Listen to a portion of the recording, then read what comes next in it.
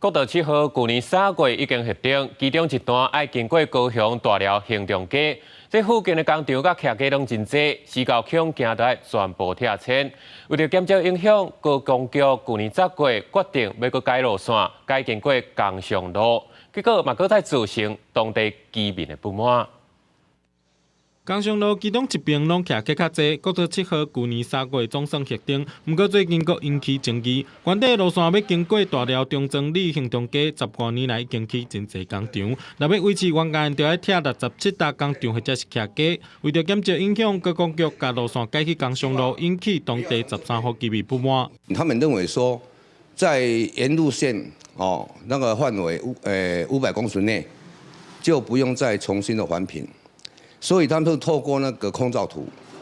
就去把那个路线规划起来。去年告知，那今年6月就跟你说，我路线定在这边的，我不管你死活。那我们会认为说，你不沟通，然后也不协调，然后就直接说要盖在我们家前面，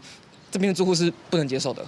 高公局19开沟通说明会，现场面带居民甲高公局对写，居民不满国道7号路线要改去工商路，甲徛街离差不多10.2公尺，虽望多数免迁徙，不过噪音等问题会严重影响生活。有的居民认为政府规期迁徙，有的人是要求要改回去原地路线。工厂它实际上后面带的是好多的家庭在这边就要靠这个来生活。 所以这样，如果说我今天再把这个新中路这边，整个都拆迁，其实我们评估过，它的影响是非常大的。高公局回释咧讲，改去工商路是详细评估了后不得已的选择。不过未来工商路因应国道7号选块时，会根据居民需求来规划，也会继续和反对居民沟通。记者综合报道。